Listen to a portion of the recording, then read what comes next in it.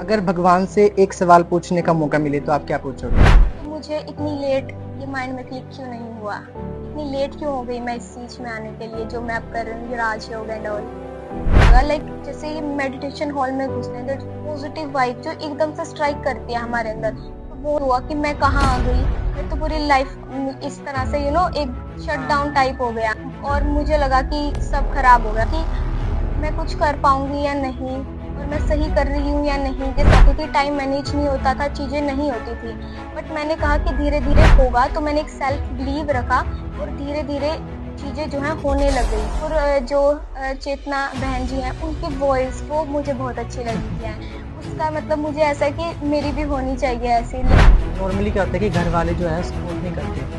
कहते हैं कि ये अभी का काम नहीं है, ये तो जब बूढ़े हो जाओगे तब का काम है, अभी तुम कहाँ भक्ति में लग गए। ओम शांति।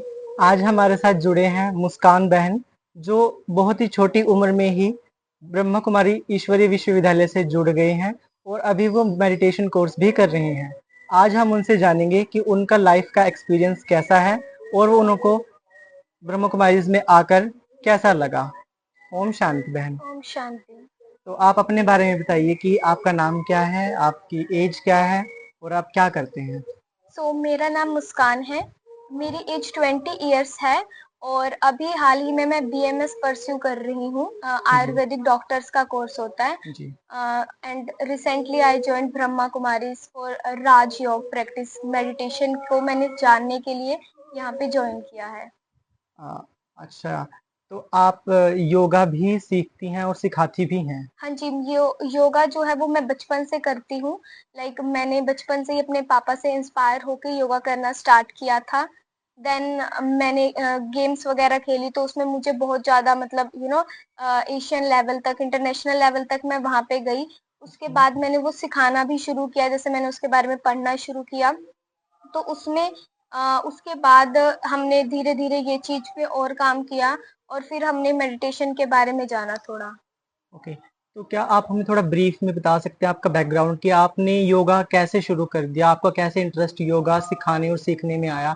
और आप कहाँ-कहाँ तक गए हो और कहाँ-कहाँ तक आपने क्या-क्या आपके पास डिग्रीज़ हैं, क्वालिफ़िकेशन आपको कोई मेडल मिला हो उस चीज़ का? योगा मैंने बचपन से ही स्टार्ट कर दिया था। एज़ मैंने पहले भी बताया कि जो मेरे फादर हैं वो एक योगा इंस्ट्रक्टर रह चुके हैं। जी। मीन्स उन्होंने एमए योगा से करी हुई है। हुँ। तो इस तरह से वो योगा इंस्ट्रक्टर रहे। तो मैंने बस अपने पापा को देख के, जैसे वो कॉम्पिटिशन्स में जजमेंट करने जाते थे, हुँ, तो हुँ। मैंने वहाँ से देखा कि बच्चे इस तरह से योगा कर लेते हैं, अपनी बॉडी को उस तरह से बेंड कर लेते हैं। तो फिर वहाँ से मुझे इंस्पिरेशन मिली that I have to do this as well. Okay. मैंने इसको धीरे-धीरे स्टार्ट किया और फिर मैंने इसमें अपना एक्सपर्टीज़ गेन की। देन मैंने धीरे-धीरे कॉम्पिटिशन स्टार्ट किए, नेशनल में मैं गई, SGFI, CBSE, school games different. And then मैंने एक एशियन चैंपियनशिप्स खेली। एंड हमारे इंडिया में खेलो इंडिया लीग्स होती हैं, तो मैंने उसके अंदर भी पार्टिसिपेट किया। ओके, या बहुत अच्छा। तो आप ये बताइए कि आप इतनी कम उम्र में स्कूल की पढ़ाई भी, फिर योगा सीखना भी और सिखाना भी और फिर आप अभी मेडिटेशन कोर्स भी कर रहे हैं। तो ये सब आप कैसे मैनेज करते हो? जैसे कि सबके पास 24 घंटे होते हैं, इट्स हाउ कि हम उस चीज़ को कैसे मैनेज करें। जी। तो सबसे पहले मैंने अपने पूरे जो जर्नी है, मतलब अपना पूरा जो दिन है उसको विजुअलाइज़ करती थी कि क्या-क्या मैं कर सकती हूँ, कैसे मैं कर सकती हूँ और कैसे अपने टाइम को इफ़ेक्टिव बना सकती हूँ। तो वही मैंने सबसे पहले तो अपने आप को एक्सपीरियंस किया और मैंने दूसरों से भी इंस्पायर हुआ। जैसे मैंने देखा था कि बहुत बच्चे एमबीबीएस करते हैं, अपना यूट्यूब हुँ। चैनल भी चलाते हैं। तो मैंने सोचा अगर वो कर सकता है so why not me? Okay. तो इस तरह से मैंने सोचा कि इंस्टेड ऑफ स्क्रॉलिंग रील्स कुछ अच्छा प्रोडक्टिव करो। तो वहां से फिर मैंने अपना पूरा टाइम को मैनेज किया और इस तरह से धीरे स्टार्टिंग में दिक्कत आती थी, टाइम मैनेज नहीं होता था, चीजें नहीं होती थी। बट मैंने कहा कि धीरे धीरे होगा, तो मैंने एक सेल्फ बिलीव रखा और धीरे धीरे चीजें जो है होने लग गई। उसी तरह से मेरा पोटेंशियल बढ़ गया, चीजें मैं थोड़े टाइम में ज्यादा कर पाई और इस तरह से मैंने सब चीजें मैनेज की। बहुत अच्छे।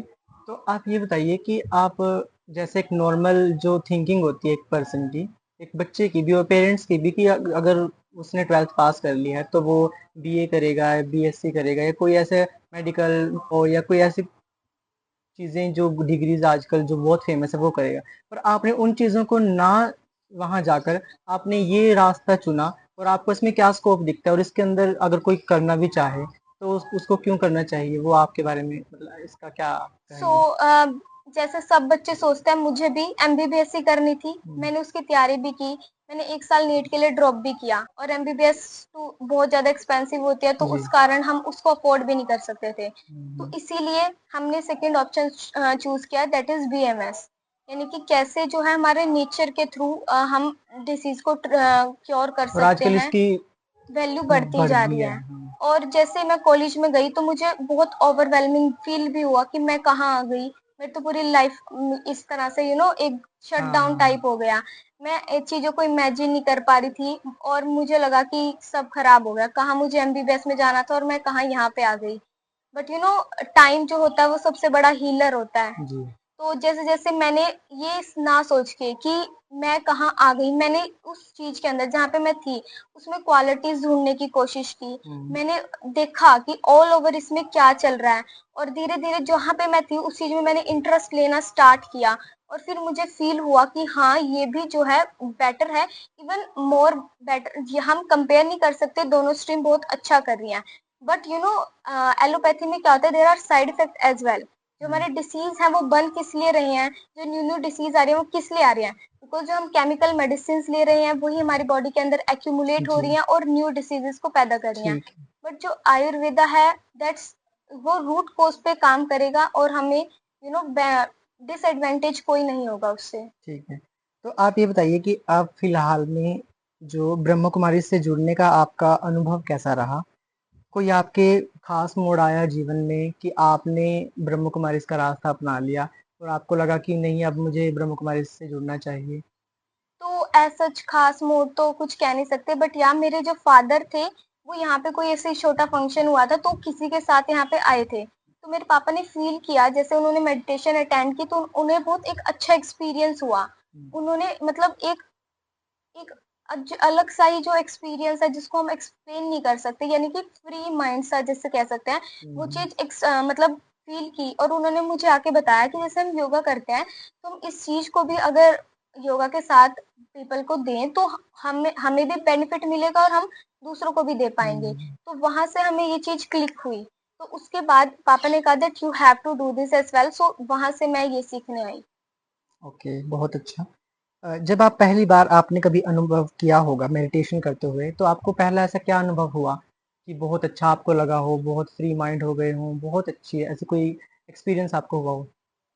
तो सबसे पहले तो जैसे मैंने फर्स्ट टाइम यहाँ की मेडिटेशन की, तो उसमें मुझे लगा कि फर्स्ट मेरी बॉडी बहुत ज़्यादा लाइट हो चुकी है।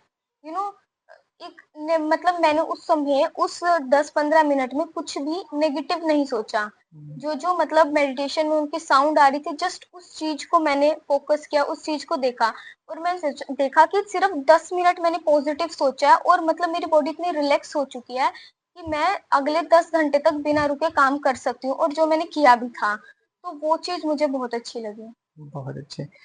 आप ये बताइए कि जैसे कि आजकल जो यूथ है हमारा, ठीक है, वो डिप्रेशन से जूझ रहा है, एंग्ज़ायटी होती है, किसी को पैनिक अटैक्स आते हैं।